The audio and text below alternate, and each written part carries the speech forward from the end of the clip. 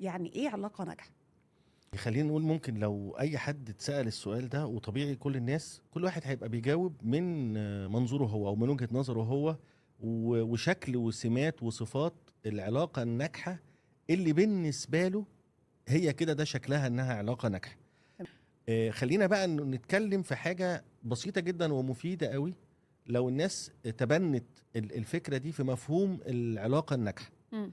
العلاقة الناجحة اللي هي تبقى وين وين سيتويشن، فكرة ان الطرفين مستفيدين من هذه العلاقة ايا كان نوع الاستفادة دي. يعني احنا لو بنتكلم على في علاقة بين اي طرفين مهما كان المجال والسياق بتاع العلاقة دي، الطرفين هنا لو طالعين مستفيدين من هذه العلاقة مم. وكل طرف بيفيد التاني، والاستفادة دي متساوية متناسبة، حتى لو مش لازم 50-50، مم. لو 60-40 55-45 مم. ده كده برضو مقبول.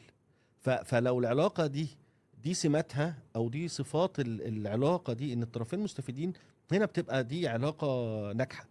وعلى اقل تقدير انها تبقى علاقة هادية، يعني ما فيهاش الله يا اذية. وسام، حلو قوي ده. علاقة هادية، مم. محدش فيهم بيأذي التاني.